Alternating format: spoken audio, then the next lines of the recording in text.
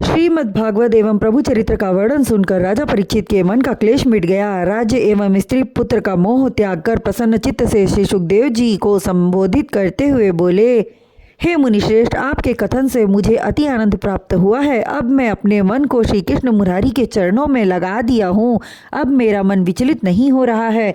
मेरे मन से मृत्यु का डर पूर्ण रूप से समाप्त हो चुका है। हे मुनीश्वर, आप समस्त वेद पुराण के मर्मज्ञ मर्म को जानने वाले हैं।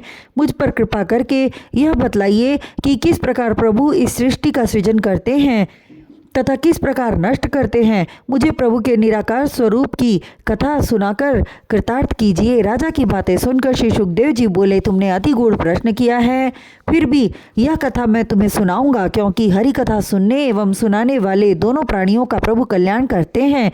ऐसा कहकर श्री सुखदेव जी ने श्री कृष्ण जी के चरणों का ध्यान किया और गुणगान करने लगे। हे प्रभु दीनदयाल भक्त हितकारी, आपकी जब तक इच्छा नहीं होती तब तक मनुष्य कितनी भी योग साधना करे उसे कोई फल नहीं प्राप्त होता। आपकी माया के बिना संपूर्ण जगत का एक पत्ता भी नहीं हिलता।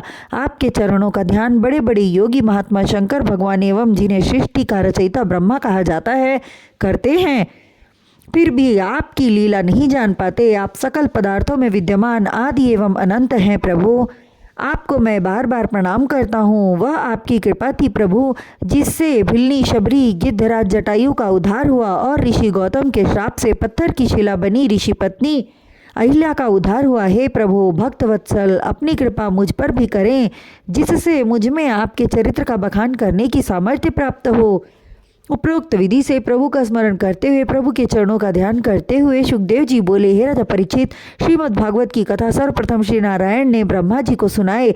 ब्रह्मा जी ने नारद को, देवर्षि नारद ने मेरे पिता श्री वेदव्यास को और पिता श्री ने वह कथा मुझे सुनाई, जो प्रभु की कृपा से एक ही बार श्रवण करने से मुझे याद हो गई। अब वह कथा मैं तुम्हें सुनाता हूँ।